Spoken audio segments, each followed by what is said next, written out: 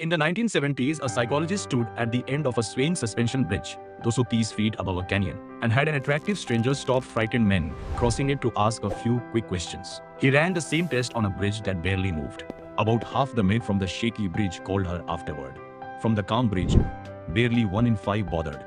She hadn't changed. Their racing heart had, and their brain, unsure where that pounding came from, decided it must be her. Psychologists still cite it because it raises an uncomfortable question. How much of falling for someone is about them and how much is just your body writing its own story? And chemistry writes the first draft. The moment you're drawn to someone, dopamine floods your brain, the same chemical that spikes when a hoped-for notification finally arrives. When anthropologist Helen Fisher scanned the brains of people newly in love, those reward circuits looked almost identical to the brains of people using addictive drugs. Alongside it writes norepinephrine, your body's alarm chemical, which is why your palms sweat, your heart won't slow, and sleep starts to feel optional. It's the same physical signature as fear, exactly why that bridge worked. Serotonin, meanwhile, the chemical that keeps your thoughts orderly, actually drops. New lovers show levels close to people with obsessive compulsive disorder, which is why one conversation can loop in your head for days. But none of this explains why you fixate on one person out of billions. Why them?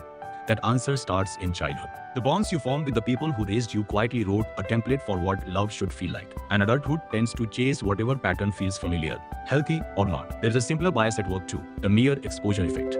The more your brain sees a face, the more it learns to trust it, which is the real reason classmates and co-workers keep turning into something more.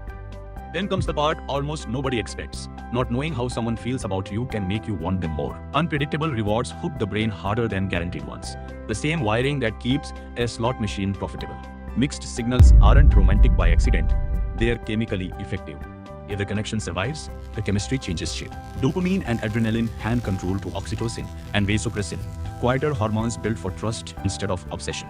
And the frantic phase settles into something steadier. That's not love fading, it's evolution finishing the job, because the goal was never endless infatuation. It was a bond strong enough to raise the next generation together.